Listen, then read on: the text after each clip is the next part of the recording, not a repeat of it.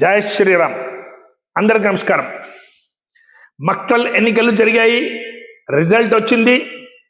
గెలిచిన కాంగ్రెస్ పార్టీకి, మంత్రి శ్రీహరి గారికి, మన మిత్రుడు, నాకు ఆత్మీయుడు, బంధువు అయిన గోవిందరావు గారికి అందరికీ అభినందనలు. మీరు గెలిచినరు, చాలా సంతోషం. డెమోక్రసీలో గెలిచిన వ్యక్తికి అభినందనలు తెలపడము, ఓటమిని ఒప్పుకోవడము, ఇది డెమోక్రసీలో డెమోక్రటిక్గా ఉన్న మనిషి చేసే మొదటి పని. బీజేపీ కార్యకర్తలకి తలవంచి నమస్కరిస్తున్నా. మీరు చాలా గట్టిగా ప్రయత్నం చేసినరు. ప్రతి ఒక్కరూ రాముని పార్టీలో పనిచేసినరు, ఇంటింటికి తిరిగి ప్రచారం చేసినరు, పగలు రాత్రి కష్టపడ్డరు. బాధపడకండి, ఓటమి సహజం. 5 మున్సిపాలిటీలో పోయినసారి కాంగ్రెస్, 5 మున్సిపాలిటీలో బీజేపీ ఉండేది. ఈరోజు 5 నుంచి కాంగ్రెస్ హైయెస్ట్ స్థానానికి పోయింది, 5 నుంచి బీజేపీ కొద్దిగా పెరిగింది, టిఆర్ఎస్ చాలా కింది స్థాయికి వచ్చింది. ఇది పెరిగింది. ఇది కాలచక్రం తిరుగుతూ ఉంటుంది. ఇక్కడి నుంచి ఇక్కడ, ఇక్కడి నుంచి ఇక్కడ, పై ఉన్నోళ్ళు మీదికి ఉన్నోళ్ళు పైకి వస్తుంటారు. మేము దీని గురించి బాధపడేది అవసరం లేదు. ప్రతి కార్యకర్త ధైర్యంగా ఉండండి, పని చేయండి. భగవంతుడు మీకు వేరే పని ఏదో ఇచ్చిండు, సేవా పని. చెట్లు నాటండి, కసువుడు ఉండి, దేవస్థానం దగ్గర ఏదో ఒక పని చేయండి. ప్రతి వ్యక్తి, రాజకీయ క్షేత్రంలో పనిచేసిన వ్యక్తి, రేపటి నుంచి అందరూ ఆత్మీయంగా నవ్వుతూ, పలకరిస్తూ, మాట్లాడుతూ మన పని చేసుకుంటూ ఉంటాం. నేను ఎందుకు చెప్పాల్సి వచ్చిందంటే, నేను కూడా మక్తల్ ఎన్నికల్లో ప్రచారం పోయాను. నాది కృష్ణ ఉన్న కూడా నేను మక్తల్ అని నేను కూడా పార్టీ తరఫు నుంచి నేను కూడా ప్రచారం చేసినందుకు ఎలక్ట్రానిక్ మీడియా అందరితో చెప్పేదానికి ఈజీగా ఉంటుంది అనే ఈ వీడియో చేస్తున్నా, కానీ ఇంకేం ఉద్దేశం కాదు. గెలిచిన వ్యక్తికి అభినందనలు చెప్పి అలవాటు అందరూ వేసుకోవాలి. నా ఊర్లో కూడా మా తమ్ముడిని నిలబెట్టాను, ఓడిపోయిండు బీజేపీ నుంచి. కాంగ్రెస్ సర్పంచ్ గెలిచిండు. నేను ఇమీడియట్ ఆయన ఇంటికి పోయి శాలువ కప్పి అభినందనలు చెప్పి వచ్చాను. అభినందనలు చెప్పడము, దాని నుంచి మా వాల్యూ పెరుగుతుంది కానీ తగ్గదు. ఇంకా గెలిచిన వ్యక్తి కూడా కొద్దిగా అహంకారం నుంచి కానీ, కొద్దిగా అహం నుంచి కానీ చాలా ఎగరడం కానీ దయచేసి ఎవరు చేయొద్దండి. ఎందుకంటే ఓడిపోయిన వ్యక్తి బాధలో ఉంటాడు. ఆయన ఇంటి ముందర పటాకులు ఎగిరేయడము, విపరీతంగా సీటీలు కొట్టడం, విపరీతంగా డోళ్ళు బాధించడం, ఇవన్నీ చేస్తే మానసికంగా ఆయనకు కూడా కొద్దిగా బాధ ఉంటుంది. ఓడిపోయిన బాధలోనే ఉంటాడు. అనుకూలంగా ఉంటే, మీకు కొద్దిగా సమయం దొరికితే ఆయన ఇంటికి పోండి, 2 నిమిషాలు కూర్చోండి, టీ తాగండి. తమ్ముడు ఓడిపోయినా భయపడొద్దు, మేమంతా ఒకటి, సమాజం పని చేసాం, దేశం పని చేద్దాం, మేమంతా మక్తల అభివృద్ధికి పాటుపడదామని చెప్తే ఇంకా మంచిగా ఉంటుందని నా వైయక్తిక అభిప్రాయం. అది ఎవరెవరు ఇష్టం, వాళ్ళు ఎట్లా చేస్తే అట్లా చేయండి. నేను చేయమని ఎవరికి ఇది చేస్తలేను.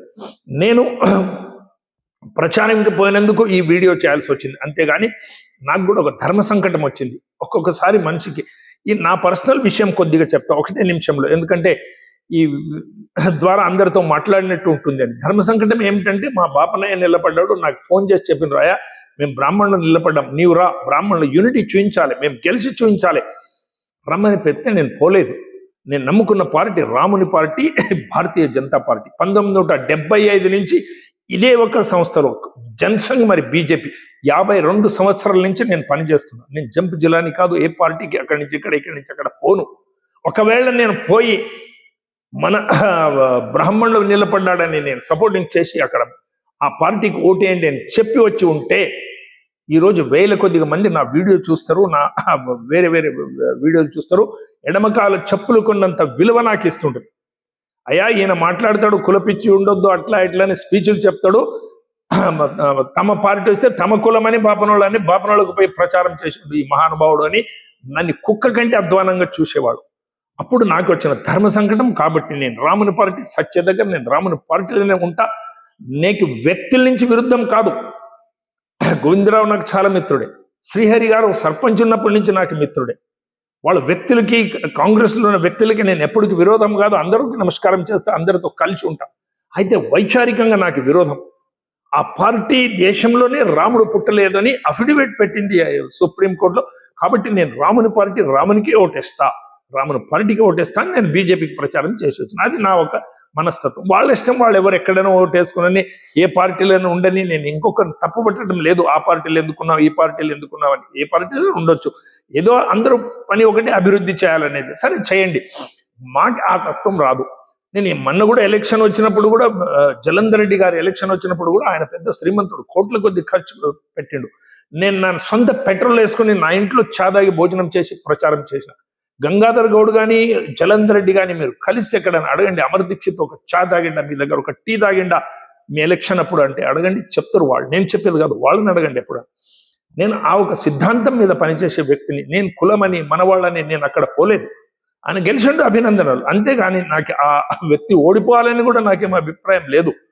అందరూ మా మిత్రులే, ఈ మాదిరిగా ఉండాలి. సమాజంలో మేమంతా అన్నదమ్ములాగా భావన పెట్టాలి, మంచి వాతావరణం పెంచాలి.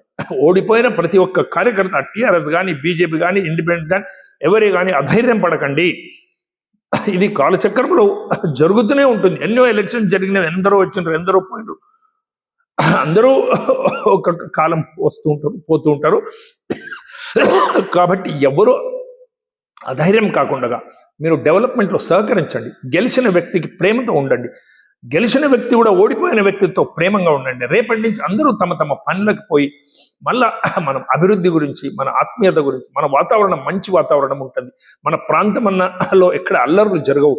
మేమంతా అన్నదమ్ములుగా ఉండాలి. 140 కోట్లు భారతీయులు మేమంతా ఒకటే అనే భావన మోదీ గారు ఎప్పటికి చెప్తుంటారు. మేమంతా మక్తల్ వాసులు, మేము ఎక్కడున్నా కూడా పలకరిద్దాం, మాట్లాడదాం, మంచిగా ఉండదాం. ఓడిపోయిన వ్యక్తి కానీ గెలిచిన వ్యక్తి కానీ అందరికీ నేను ఒకటే మాట చెప్తున్నా, ఆత్మీయంగా ఉండండి, నవ్వుతూ ఉండండి, మాట్లాడుతూ ఉండండి.